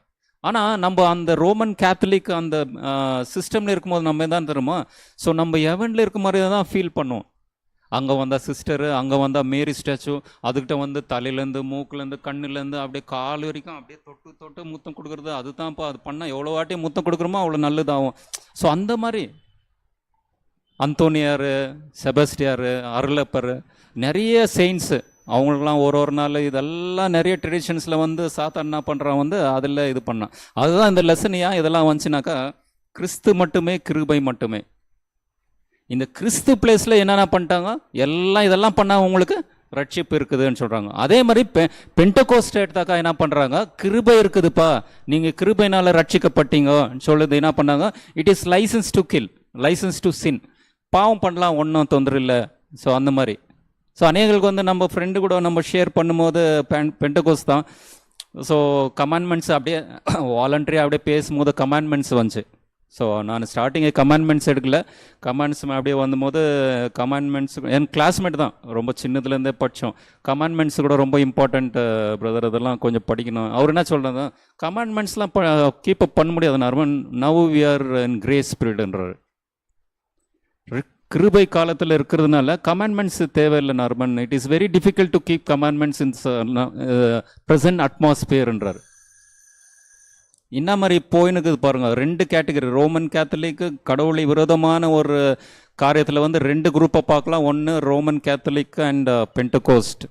பெண்டகோஸ்ட் வந்து they taking grace to license to sin, அது ஒரு சர்டிஃபிகேஷனை எடுத்துக்கிறாங்க, கிருபைனால ரட்சிக்கப்பட்டோன்னு சொல்லி. அதுதான் எபேஷியன்ஸ், டைம் இல்லை, எபேஷியன் நம்ம படிச்சிட்டோம். So you are saved by கிரேஸ்ன்றார், நாட் யுவர் ஒர்க். ஆனால் அதே மாதிரி கீழே படிக்கும்போது you are created in Christ to do good works. This plan is done before the creations of foundation of earth. So இந்த பூமியை நம்ம உற்பத்தி பண்ணுறதுக்கு முன்னாலே கடவுள் வந்து சிருஷ்டிகளை ஏன் படைத்தார்னா, அவர் ஆராதனை செய்யவும் அவர் ஒளியில் இருக்கவும் நம்மளை படைத்தாருன்னு சொல்லிட்டு. ஸோ அதனால் இது எப்படி அண்டர்ஸ்டாண்ட் பண்ணிக்கிறது, நம்ம வந்து பாவத்தை அந்த ரோமன்ஸ் நம்ம படித்தோம் 6:23, பாவத்தின் சம்பளம் மரணம், wages of sin is death, but இயேசு கிறிஸ்து மூலிமா நம்மளுக்கு வந்து கிருபையை ரட்சிப்போ நம்மளுக்கு கிடைக்குதுன்னு சொல்கிறாரு.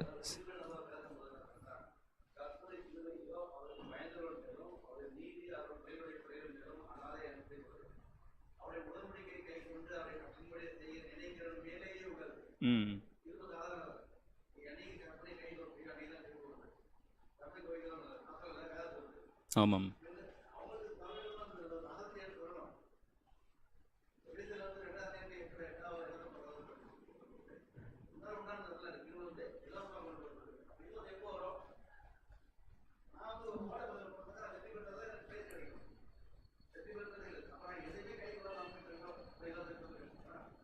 இல்லை, அதான் அந்த எபேஷியன்ஸில் கிளியராக சொல்லியிருக்கிறாங்க. So you saved by grace not by your works. அதனால் நம்ம ஒரு இந்த எப்படி ஆக்சுவலி வந்து இந்த லெசனில் வந்து ஒரு ஸ்டெப்பாக சொல்லியிருக்கிறாங்க. ஸோ நம்மளுக்கு எப்படி இந்த கிரேஸ் வந்து கிடச்சி, இந்த ஸ்டெப்பு எப்படி கிடச்சி, இந்த லெசன் செகண்ட் பேராகிராஃப் இந்த லெசனில் சொல்லிக்கிறாங்க. ஸோ ஆதாம்லேருந்து just we have come to sin, short loss the glory of God. கடவுள் அந்த மகிமையை எழுந்துட்டோம். திருப்பவும் அந்த மகிமையை எப்படி just God is giving that grace to us. அந்த ரட்சிப்பை எப்படி கொடுத்தாருனாக்கா, நம்ம பிளேஸில் வந்து ஜீசஸ்ஸு மனிதனுடைய பாவத்தை சாபத்தை அவரும் தோல் மேலே ஏற்றுக்கொண்டதுனால நம்மளுக்கு விடுதலை கொடுத்தார். ஸோ நான் லாஸ்ட் ப்ராப்ளம் நல்லா கொடுத்துக்கிறாங்க. கிறிஸ்து நடத்தப்பட வேண்டிய விதத்தில் நாம் நடத்தப்பட்டோமா?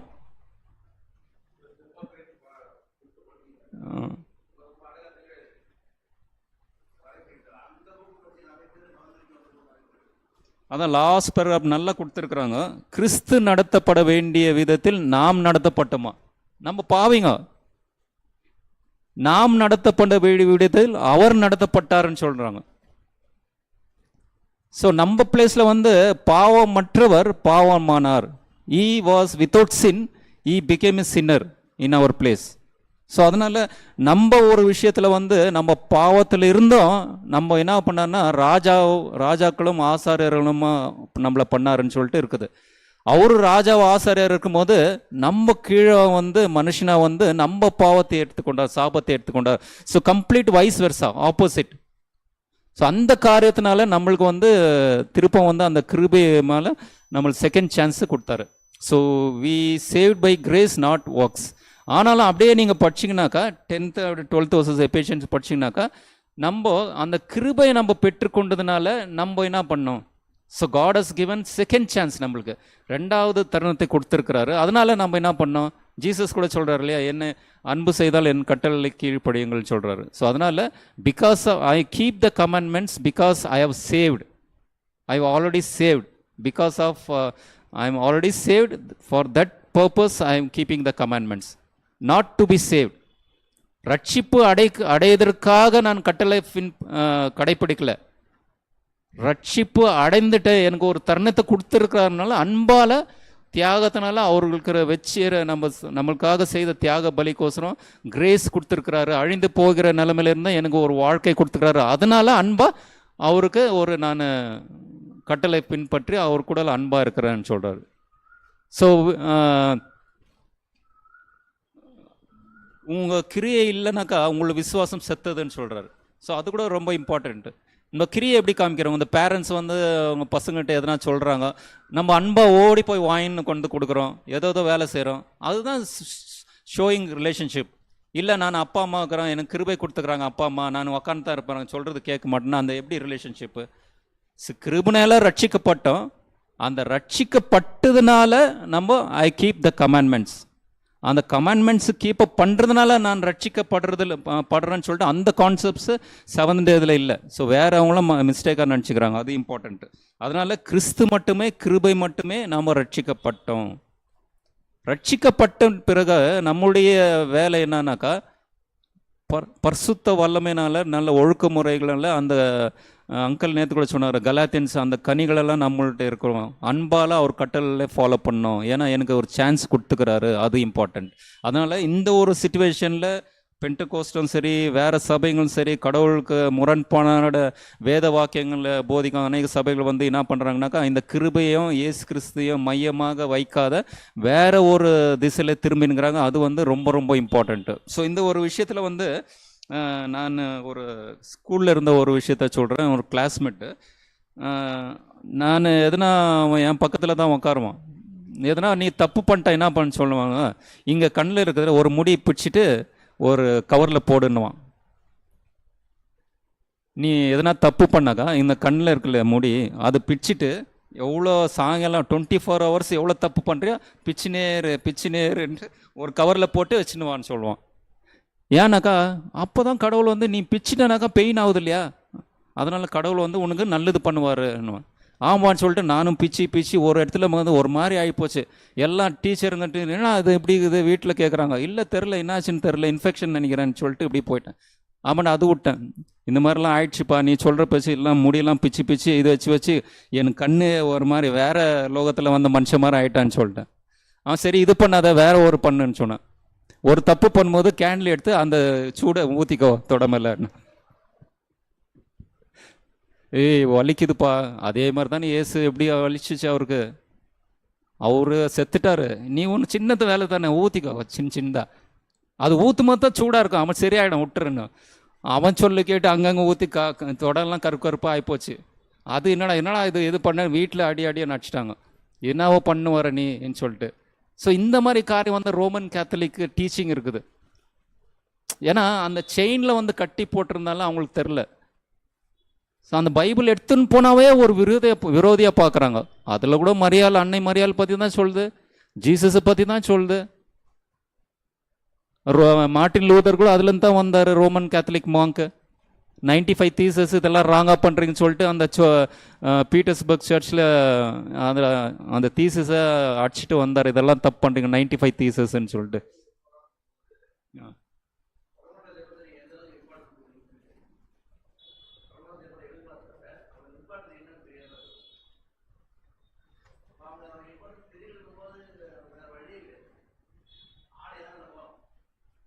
ம்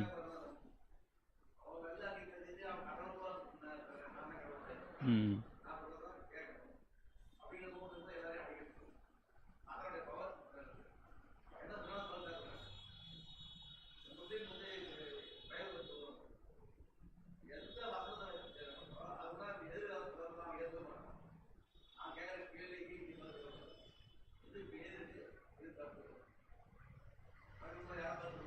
ம்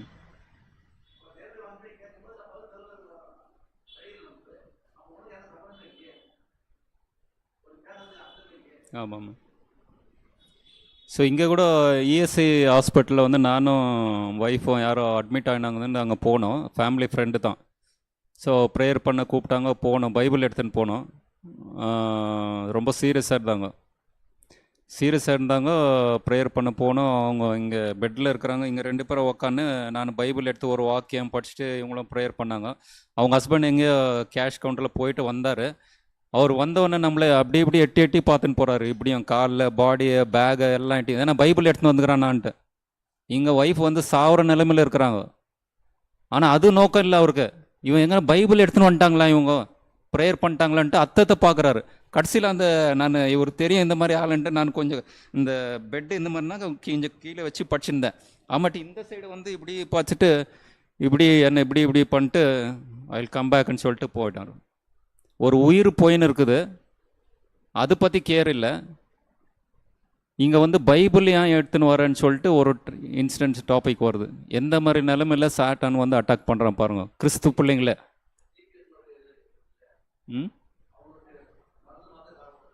ஆமாம், பென்டகோஸ்ட் அப்போஸ்தலிக் நான் பென்டகோஸ்ட். ஆமாம்.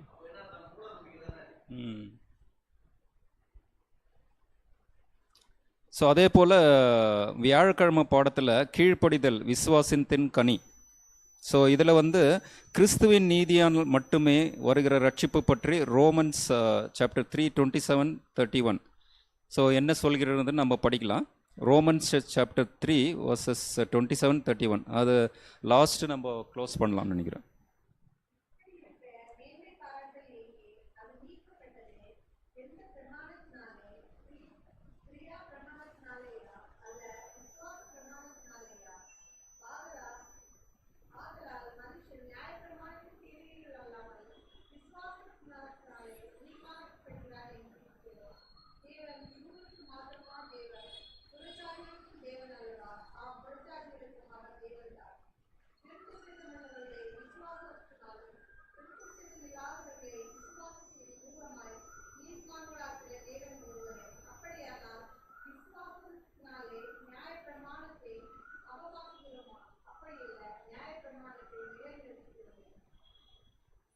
ஸோ கீழ்ப்படிதலில் விசுவாசத்தின் கனிகள் அந்த டைமில் வந்து அநேக காரியங்களை படித்தோம். அந்த சீர்திருத்தவாதிகள் டைமில் வந்து எப்படி சர்ச் ட்ரெடிஷன்ஸு ஃபோக்கஸ் எப்படி போச்சு, கிரைஸ்ட்டை விட்டு வெளியே போச்சு, ஹோலி ஸ்பிரிட் விட்டு வெளியே போனாங்க.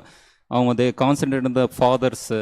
ஸோ அவங்க என்ன சொல்கிறாங்களோ அதே தான். ஸோ அது மூலியமா கான்சன்ட்ரேட் போகும்போது என்ன ஆச்சுனாக்கா அந்த இடத்துல வந்து மார்ட்டின் லூதர் வந்து ஏசு கிறிஸ்து தான் மைய ரட்சகர், அவர் மூலியமாக தான் ரட்சிப்பு இருக்குதுன்னு சொல்லிட்டு கான்சன்ட்ரேஷன் பண்ணி அவங்களுக்கு போதனை கொடுக்கும்போது அநேகளுக்கு வந்து இந்த இருட்டில் வந்து இந்த வெளிச்சம் வரும்போது ஒரு புதிய ஒரு ஆர்வமாக இருக்கிறவங்களுக்கு தான் அந்த பரிசுத்த ஆவி வந்து தூண்டுதல் செய்வார். கடவுளுக்காக நான் எதனா செய்யணும் பண்ணணும்னு சொல்லிட்டு அந்த மாதிரி இருக்கும்போது பரிசுத்த ஆவி வல்லமை வந்து பேசும்போது தான் அவர் வந்து அந்த மாதிரி ஆளுங்களுக்கு ஆத்மங்கள் தான் கடவுள் வந்து வேலை செய்வார். ஸோ அங்கிள் கூட சொன்னும்போது யார் தன்னை ஒப்பு கொடுத்துறாங்களோ கீப்பப் பண்ணுறாங்களோ, ஸோ அந்த வாஞ்சை இருக்குது அவங்களுக்கு வந்து கிருபை வந்து அதிகமாக கொடுக்கப்படும். அதே போல் இங்கே ஒரு ரோமன்ஸ் லண்டனில் வந்து வெஸ்லின்னு சொல்லிட்டு ஒருத்தர் இருந்தார். அவர் கூட ரொம்ப Methodist, is the founder of Methodist church actually, Wesley, John Wesley.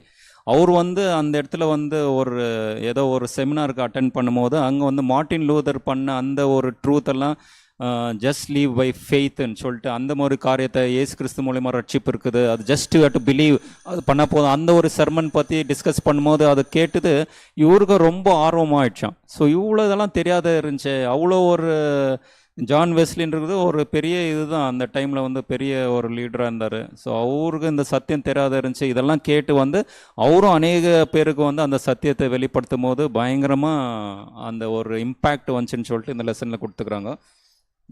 அதன் பிறகு நெக்ஸ்ட்டு செகண்ட் பேராகிராஃபில் கிறிஸ்துவ வாழ்க்கை பற்றி 1 பேதுரு 2:2, கொலேஷியன்ஸ் 1:10 வெளிப்படுத்துகிற முக்கிய உண்மைகள் என்ன. ஸோ அது எதனா படிக்கலாமா? 1 பேதுரு 2:2.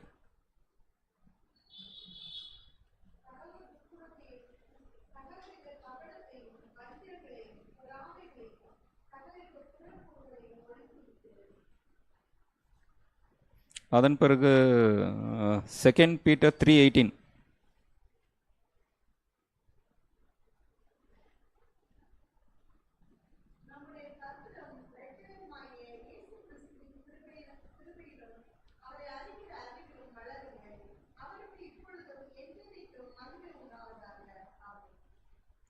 ஸோ இதில் வந்து இந்த சீர்திருத்தவாதிகள் வந்து இங்கே லெசனில் வந்து ரொம்ப அந்த கிரேட் கான்ட்ரவர்சி புக்கு படித்தாக்கா நல்லா உங்களுக்கு தெரியும். ஸோ நம்மளுக்கு மோஸ்ட் ஆஃப் எல்லார்ட்டையும் நம்ம அந்த புக்கு இருக்குது, டைம் ஸ்பெண்ட் பண்ணி நீங்கள் படிங்க, ரொம்ப இன்டெப்த்தாக இருக்குது. நிறைய கஷ்டப்பட்டாங்க, இந்த லிஸ்ட்டே இருக்குது.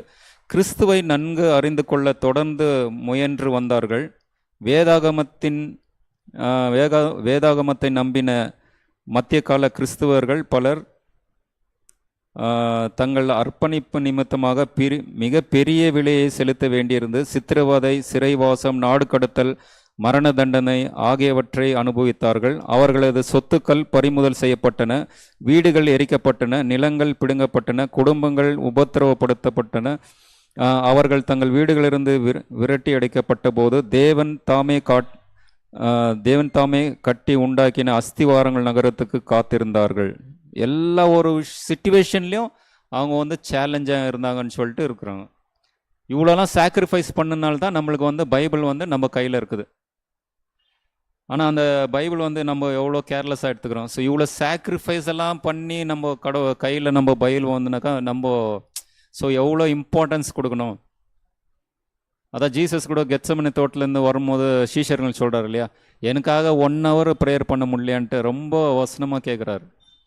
திருப்ப is repeated, second time, third time. At least 1 hour நம்ம பைபிள் வந்து 1 day 1 hour மெடிடேட் பண்ணாவா கடவுளுடைய ஆசீர்வாதம் நிறைய நம்மளுக்கு கிடைக்கும். அதனால் இவ்வளோ ஒரு சாக்ரிஃபைஸ் பண்ணும் போது இவங்க வாழ்க்கை நெறிமுறைகளை வந்து எங்கே ஸ்டார்ட் ஆச்சுனாக்கா ஆதிகால அப்போஸ்தலர் சபையை அவங்களும் ஸ்டார்ட் பண்ணாங்க. அவ்வளோ இந்த உபத்திரவத்தை அவங்களும் பண்ணாங்க. இங்கே டார்க் மிடில் ஏஜஸில் வந்துச்சு. திருப்பம் கடைசி காலத்தில் இருக்கிற நம்ம 21ஆம் நூற்றாண்டில் ஸ்டார்டிங் படித்த அந்த இன்ட்ரடக்ஷனில் கூட நம்ம கூட அந்த காரியத்தை வந்து தொடர்ந்து செய்வோம்னு சொல்லிட்டு இருக்கிறோம். ஸோ அதுக்கு தேவையான பரிசுத்த ஆவி வல்லமையை நம்ம கடவுள்கிட்ட நம்ம வேண்டிக் கொள்வோம். So any points pastor? எதனா ஒரு 5 மினிட்ஸ், ஏன்னா இம்பார்ட்டண்ட்டு. ஸோ அதனால் எதுவும் கொஸ்டின் வரலனால பாஸ்டர் நம்ம கூப்பிடல. ரொம்ப இம்பார்ட்டண்ட்டு, ஒரு 5 மினிட்ஸ் ஜஸ்ட் ஒரு ரவுண்ட் அப்.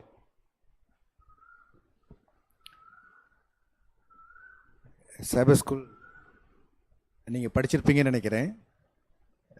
நான் இந்த சைபர் ஸ்கூல் படித்து அதுக்கு அடுத்த சைபர் ஸ்கூலில் படித்து அதுக்கு அடுத்த இதையும் படித்து முடிச்சுட்டேன். ரொம்ப முக்கியமான ஒரு லெசன்ஸை நம்ம என்ன பண்ணோம் இன்றைக்கி படிச்சிருக்கிறோம். மிக முக்கியமாக என்னென்னா, எப்படி சீர்திருத்தவாதிகள் எப்படி தங்களுடைய உயிரை கொடுத்தாங்க, அதுதான் மிகவும் அவசியம். அதை தான் நீங்கள் படித்து ஒவ்வொருத்தரையும் என்ன பண்ணோம் நான் படித்தோம். விசேஷமாக மார்ட்டின் லூத்தரை வந்து என்ன பண்ணுறாங்க அதிகமாக ஹைலைட் பண்ணுறாங்க. மார்ட்டின் லூத்தர் எந்த விதத்தில் ஒரு லத்தீன் பைபிளை கண்ட உடனே என்ன பண்ண ஆரம்பித்தாரா? முதையாக ஒரு பைபிளை பார்க்குறாரு. ஒரு பல்கலைக்கழகத்தில் பைபிள் இருக்குது. அந்த பைபிளை பார்த்த உடனே ஆசையாக அந்த பைபிளை எடுத்து படிச்சுட்டு, எனக்கு இப்படி ஒரு பைபிள் இருந்தால் நல்லா இருக்குமே அப்படின்னு என்ன பண்ணாரா? ஆசைப்பட்டாரா? நீங்கள் லெசனில் இருக்குது, நீங்கள் படிச்சிருப்பீங்கன்னு நினைக்கிறேன். லெசனில் அது இருக்குது. எனக்கு ஒரு பைபிள் இருந்தா, இன்னைக்கு என்கிட்டயே எனக்காக 4 பைபிள் இருக்குது. நான் உங்களுக்கு சொல்றது புரியுதுங்களா? எனக்காக மாத்திரம் என்ன இருக்குது? 4 பைபிள் நான் நினச்சிருக்கிறேன். எனக்காக மட்டும் 4 பைபிள், மேலே குறைஞ்சது மேலே தமிழ் பைபிள் 4 இருக்குது. இங்கிலீஷில் சொல்ல வேண்டிய அவசியம் கிடையாது, அது ஒரு 4 இருக்குது. 8 பைபிள் நான் வச்சுருக்கிறேன். ஆனால் மார்ட்டின் லூத்தர் ஒத்த பைபிளுக்காக என்ன பண்ணாருங்களா? ஏங்கனாரா? அதை பார்த்த உடனே ஆசையாக என்ன பண்ணாரா? படித்தாராம். அப்போ நான் புரிஞ்சுக்கிட்டேன், என்கிட்ட 8 பைபிள் இருக்குது, அட்லீஸ்ட் உங்கள்கிட்ட ஒரு பைபிள்னாச்சும் இருக்குல்ல. என்னம்மா துளசியம்மா, எத்தனை பைபிள் வச்சுருக்கிறீங்க? என்னம்மா துளசியம்மாட்ட 3 பைபிள் இருக்குது இல்லைங்களா? ஆனால் எத்தனை பேர்கிட்ட இருக்குது? என்கிட்ட 8 பைபிளுக்கு மேலே இருக்குது. உங்கள்கிட்ட 3 பைபிள் இருக்குது, 2 பைபிள் இருக்குது இல்லைங்களா? குறைஞ்சது நம்மள்ட்ட 2 பைபிள் இருக்குது, அப்படி தானே? குறைஞ்சது 2 பைபிள் இருக்குது. ஒன்று சொந்த லாங்குவேஜ், இன்னொன்று இங்கிலீஷ், இல்லை எதனா வேறு எதனா தெரியும்னா அந்த ஒரு லாங்குவேஜ் பைபிள் நம்மள்ட்ட இருக்குது. எவ்வளவு ஆசையாக அதை படிக்கிறோம், என்ன சொல்லுங்கள் நாங்களா? எவ்வளோ ஆசையாக படிக்கிறோம், கொஞ்சம் யோசித்து பாருங்களேன். இப்போ நீங்கள் வாசித்த எல்லாருமே, அது இது ஜான் விக்லிஃபாக இருக்கட்டும், திண்டேலாக இருக்கட்டும், அல்லது மார்ட்டின் லூத்தராக இருக்கட்டும், அல்லது ஜான் வெஸ்லியாக இருக்கட்டும், இவங்கெல்லாம் ஏன் சீர்திருத்தவாதியானா தெரியுமா? இது மேலே இருந்த பாசத்தினால தான். ஸோ உங்களுக்கு புரிஞ்சிச்சா? இதை அவங்க நேசிச்சதுனாலதான். இன்னைக்கு நம்மள்ட்ட இருக்கிற மாதிரி அவங்கள்ட்ட கிடையாது இல்லைங்களா? ஏன்டா அது பெரிய புக்காக இருக்கும், அது ஒன்லி பெரிய லைப்ரரியில் இருக்கும், அல்லது பெரிய ஆலயத்தில் இருக்கும். அதை யாரும் காசு கொடுத்துனா பண்ண முடியாது, வாங்க முடியாத அளவுக்கு அது என்னவா இருக்கும், பெருசாக இருக்கு. நான் சொன்னவங்களுக்கு புரிஞ்சிச்சா? ஆனால் இன்னைக்கு நமக்கு கையில் இலவசமாக கூட பைபிள் கிடச்சிருக்கு, அப்படி தானே? நம்ம காசு கொடுத்து வாங்க முடிஞ்ச பிள்ளைங்க, நம்ம என்ன பண்ணுறோம்? காசு கொடுத்து வாங்குகிறோம், நல்ல பைபிளாக வாங்குகிறோம். ஆனால் அது மேலே எவ்வளோ ஆர்வம் இருக்குது, அது தாங்க இன்றைக்கி பெரிய கேள்விக்குறி. சொல்லுங்க, புரிஞ்சிச்சா? அவங்க ஏன் அந்த அளவுக்கு, எந்த அளவுக்கு அவங்க பாசம் வச்சாங்களோ அவங்களுடைய உயிரை பற்றி என்ன பண்ணலை, கவலைப்படலை. அதாவது நம்ம சொன்னாங்க இல்லையா, இல்லைங்களா? என்ன பண்ணணும், அவங்கள எரிக்கணும் அப்படின்னு சொல்லும் பொழுது, அவங்கள எரிக்கணும் அப்படின்னு சொல்லும் பொழுது அவர் என்ன சொல்கிறாரு? யாருடைய கண்ணை திறங்க? ராஜாவனுடைய கண். ஏடா அவங்களுக்கு தெரியல, இந்த வேதாகமத்தினுடைய மகத்துவம் என்ன பண்ணலை, தெரியல. இங்கிலாந்தில் போட்டு எரிக்கிறாங்க. அப்போ எரிக்கும் போது சொல்கிறார், இந்த இங்கிலாந்து அரசருடைய கண்களை திறந்தலும் அப்படின்னோன்னு என்ன பண்ணுது, அந்த பேரில் தான் கிங் ஜேம்ஸ் வெர்ஷன் இருக்குது நமக்கு. புரியுங்களா? இப்போ பாருங்கள், எவ்வளவு தங்களுடைய உயிரை என்ன பண்ணியிருக்கிறாங்க, கொடுத்துருக்குறாங்க, உயிரை கொடுத்துருக்காங்க. இன்னொரு சம்பவம் நீங்கள் இதெல்லாம் வாசித்தீங்க அப்படின்னு சொன்னால்,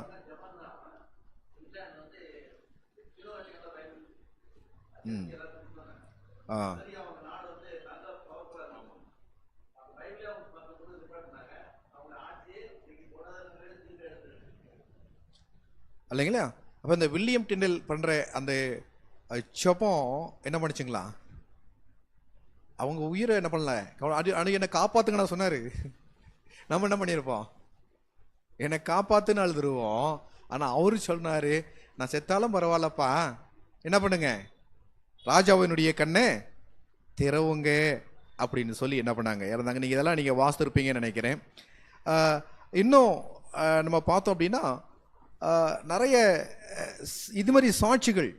இன்னொரு சாட்சியை நான் சொல்கிறேன், நம்ம இதில் வாசித்திருப்பீங்க, அதனால சொல்கிறேன்.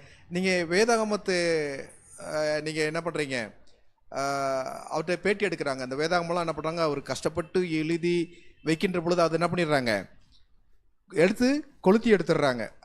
அப்போ அவர்கிட்ட கேட்குறாங்க, இந்த நீங்கள் இதை குறித்து என்ன சொல்ல வரீங்க அப்படின்னு கேட்கும் பொழுது அவர் சொல்கிறாரு, நான் இதை அதிகமாக செய்கிறதுக்கு, இந்த வேதாகமத்தை அதிகமாக மொழிபெயர்க்கிறதுக்கு எனக்கு உதவியாக இருந்தது யார் அப்படின்னா, யார் அந்த மொழிபெயர் அவர் எழுதின மொழிபெயர்ப்பை காசு கொடுத்து வாங்கி கொளுத்தி போட்டாரோ அந்த பேராயர் அப்படின்றது என்ன பண்ணுறாரு அவர் சொல்கிறாரு. அப்படின்னா பாசிட்டிவாக எடுத்துக்கிறது, நெகட்டிவாக எடுத்துக்கல. நம்ம எப்படி எடுத்துக்கோம், நெகட்டிவாக எடுத்துக்கோம் இல்லையா. அவன் தான் எல்லா வேதத்தையும் என்ன பண்ணான், கொளுத்தி போட்டுட்டான் அப்படின்னு நம்ம சொல்லுவோம். ஆனால் இவர் என்ன சொல்கிறாரு அப்படின்னா, அப்படி கிடையாது. அந்த ஆயிரால தான் நான் என்ன பண்ணேன், இன்னும் நிறைய புஸ்தகம் எழுதுகிற அளவுக்கு அவர் காசு கொடுத்து வாங்கிட்டாரு. இந்த இல்லை இப்படி எக்ஸாம்பிள் வச்சுக்கலேன், நான் ஒரு 10 புக்கு ரெடி பண்ணி வச்சுருந்தேன்னா அவர் 10 புக்கையும் வாங்கிட்டாரு. 10 புக்கினுடைய வேலை 1000 ரூபாய் அப்படின்னா அவர் ₹1,00,000 கொடுத்து வாங்கிட்டாரு. ஏன், அது கொளுத்தி போட அவர் வாங்கினாரு. ஆனால் கடவுள் என்ன பண்ணார், அந்த ₹1,00,000 இன்னும் 1000 கணக்கான வேதாகமம் செய்ய எனக்கு வழி செய்தார். பாருங்க, அவங்க ஒரு தவறான காரியத்தை கூட பாசிட்டிவாக எடுத்து கிறிஸ்துக்காக அவங்க கொளுத்தி போட்டாங்களேன்னு சொல்லி என்ன பண்ணல, சோர்ந்துடல. திரும்ப என்ன பண்ணுறாரு, அச்சிட்டு பைபிள் இன்னைக்கு நம்ம கையில் வந்திருக்குங்க. வேதம் சொல்லுது, நம்ம கையில் இருந்திருக்கிற வேதகத்தை என்ன பண்ணுங்க, ஆசையாக வாசிங்க, பாசமாக வாசிங்க. இன்னும் நிறைய சொல்லிட்டு போயிட்டே இருப்பேன். ரெண்டாவது, லாஸ்டில் மெத்தடிஸ்ட் சர்ச் தெரியுமா, அது ஃபவுண்டர் யார், என்னம்மா, ஜான் வெஸ்லி. அதான் நம்ம பார்த்தோம் இல்லையா. இந்த மார்ட்டின் லூத்தர் விசுவாசனால நீதிமான் பிழைப்பான் அப்படின்னு சொன்னது சொல்லுது. ரோம புஸ்தகத்தினுடைய விளக்கத்தை பார்த்த உடனே அவருக்கு ஆச்சரியமா இருந்துச்சான். கடவுளை ஏற்றுக்கிட்டாரு, படிக்க ஆரம்பிச்சாரு, பெரிய சீர்திருத்தவாதியா என்ன பண்ணாரு, மாறினா. அது மாத்திரம் பல விதமான மெத்தடை யூஸ் பண்ணி என்ன பண்ணாரு, ஊழியத்தை செய்ய ஆரம்பிச்சாரு இல்லைங்களா. இப்போ இதெல்லாம் இவங்கெல்லாம் என்ன அப்படின்னா, ஒரே ஒரு காரியத்தை புரிஞ்சுக்குங்க, இவங்கெல்லாம் என்ன அப்படின்னா ஆவிக்குள்ளே இருந்தாங்க, அனலாக இருந்தாங்க, அதனால் சீர்திருத்தம் நடந்தது. நம்மளாம் என்ன பண்ணோன்னா ஆவிக்குள்ளே இருக்கிறோன்னு நினைக்கிறோம், அனலாக இருக்கிறோன்னு நினைக்கிறோம். ஆனால் வெதுவது பார்க்குறது அனல் தானே, என்னம்மா, வெதுவது பார்க்குறது குளிர அனலா, வெதுவது பார்க்குறது குளிர அனலா. கையை வச்சு பாருங்க, சுடுமா சுடாத அம்மா, சுடு தண்ணி குடிக்கும் போது கையை வச்சு பார்க்குறோமா, என்ன பண்ணணும், தண்ணி ரொம்ப சுட்டிடக்கூடாது, ஆனால் சுடணும். வெது எதுக்குன்னா என்ன, ரொம்ப சுட்டிடக்கூடாது, ஆனால் சுடணும். நம்ம எல்லாம் அப்படி தாங்க இருக்கிறோம். இந்த பைபிளை எடுக்கணும், அது என்ன பண்ணக்கூடாது, ரொம்ப நேரம் உட்கார முடியாது, கொஞ்ச நேரம். ஏன்னா டெய்லி கடமையை செய்யணும்ல. இப்போ நம்மளாம் எப்படி இருக்கிறோம் அப்படின்னா, வெது வெதுப்பாக இருக்கிறதுனால தாங்க, ஆண்டுடைய வேதத்தை கடமைக்காக வாசிக்கிறதுனால தான் நம்ம என்ன பண்ண முடியல, சாதிக்க முடியல. எழுந்துருவோம். எதுக்கு இதெல்லாம் படிச்சுட்டு இருக்கிறோம், வேலை தொழில் இல்லாதவா அப்படின்னா. அவங்க உயிரை கொடுக்க அவங்க ரெடியானாங்க, ஆனால் வீட்டை விட்டு வெளியே வர நம்ம ரெடியாக இல்லை. கரெக்டா, வீட்டை விட்டு வெளியே வர நம்ம ரெடியாக கிடையாது. ஆலயத்துக்கு வர்றதுக்கே அழ வேண்டியதாக இருக்குது. வாங்க வாங்க வாங்க வாங்க வாங்கன்னு அழ வேண்டியதாக இருக்குது. கேட்டால் நான் என்ன பண்ணுறேன், வேலையை விட்டு வந்திருக்கிறேன், சமைக்கணும், சாப்பத்துக்கு கொண்டு வரணும், ப்ளஸ் என்ன பண்ண, வேலையை விட்டு வந்திருக்கிறேன், நான் வர என்னது பிரச்சனை எனக்கு, அப்புறம் பிள்ளைகள் பிரச்சனை, தூங்குறது லேட்டு, எந்திரிக்கிறது லேட்டு, இது லேட்டு, அது லேட்டு, தூரம், அது இதுன்னு 1008 சொல்கிறோம். எங்கே ஆலயத்துக்கு வர்றது, அப்புறம் எங்கேருந்து நல்லா இருக்க முடியும். ஆனால் அவங்க பாருங்க, பல கிலோமீட்டர் ஓடி போய் பைபிள் படிச்சுருக்கிறாங்க. நீங்கள் இன்னும் அவங்களோட வரலாறுலாம் பாருங்க, அவங்கள்ட்ட பைபிள் கிடையாது, யார்கிட்டையும் ஃபுல் பைபிள் என்ன பண்ணல, இல்லை, அவங்கவுங்க எழுத ஆரம்பித்தாங்க. அதுக்காக வாழ்க்கையே என்ன பண்ணாங்க, வாழ்க்கையை தொலைச்சாங்க. நீங்கள் உட்காந்து ஒன்றும் வேணாம், ஒரு நாளைக்கு என்ன பண்ணுங்கன்னா, நீங்கள் சங்கீத புஸ்தகத்தை எடுத்துகிட்டு அந்த சங்கீத புஸ்தகங்களை சங்கீதம் 1லேருந்து 150 வரைக்கும் எழுதி பாருங்கள். அவங்க எழுதுனதை எழுதி பாருங்கள். அப்போ தான் அதனுடைய கடமை தெரியும், அதனுடைய வேதனை தெரியும். அதை எழுதி பாருங்க. அவங்க எப்படி அடுத்ததை படித்து அவங்க மொழியில கொண்டு வந்து அதை மொழிபெயர்த்து எழுதுறதுக்கு எவ்வளோ கஷ்டப்பட்டுருப்பாங்கன்னு உங்களுக்கு புரியும். ஒரு சங்கீதம் எழுதும் போதே கை வலிக்க ஆரம்பிச்சிடும். 2வது சங்கீதத்துக்குள்ளே போகும்போது கடுப்பாயிடும், மணிக்கணக்கில் உட்கார முடியாது. அப்புறம் அவங்க அப்போ தான் தெரியுங்க அவங்களுடைய வேதனைகள். அப்போ எனக்கு ஈஸியாக பிரிண்ட் அவுட் பண்ணி நம்ம கையில் வந்துடுச்சு. என்ன பண்ணுவோம், வேதத்துக்கு முக்கியத்துவம் கொடுத்தா யார் வேதத்துக்கு முக்கியத்துவம் கொடுக்குறாங்களோ அவங்க ஆண்டவருக்கு முக்கியத்துவம் கொடுப்பாங்க, ஆண்டவருக்கு முக்கியத்துவம் கொடுக்குறவங்க ஆலயத்துக்கு முக்கியத்துவம் கொடுப்பாங்க, ஆலயத்துக்கு முக்கியத்துவம் கொடுக்குறவங்க ஊழியத்துக்கு முக்கியத்துவம் கொடுப்பாங்க, ஊழியத்துக்கு முக்கியத்துவம் கொடுக்குங்க அநேக ஆத்துமாக்களுக்கு என்ன பண்ணுவாங்க, முக்கியத்துவம் கொடுப்பாங்க. அதுதான் சீர்திருத்தம்.